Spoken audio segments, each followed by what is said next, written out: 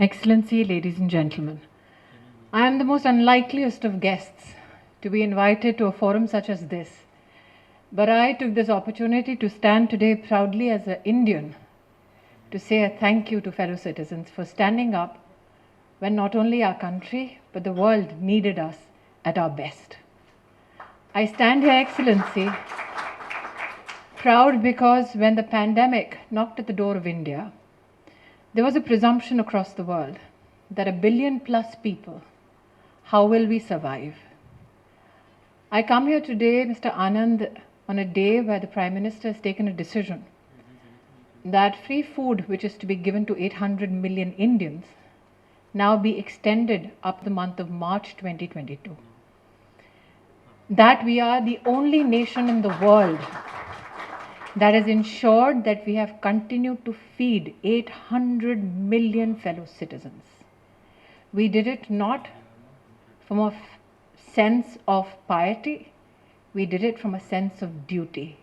We did it not from a sense of privilege, we did it from a sense of responsibility. So today I use this forum to say thank you to fellow citizens for standing up when your country needed you the most. Excellency, we are grateful for the partnerships, the investments, the cultural exchange that we've seen between India and France.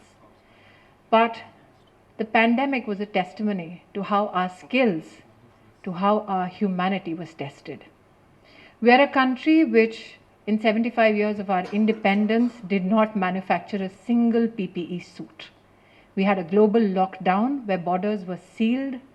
And for a country which did not have the raw material, the machinery, we in 3 months not only started manufacturing on our own, but we became the second largest exporter in the world.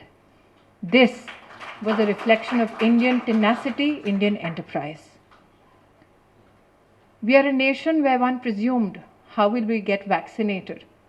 And today our count is that 1.18 Indians now have received their first vaccination shot.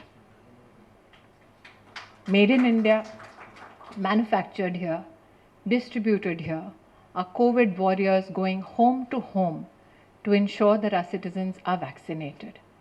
And that is why today when I stand here, like I said, the most unlikeliest of guests, I stand here to also share a little anecdote from my times as the Textile Minister.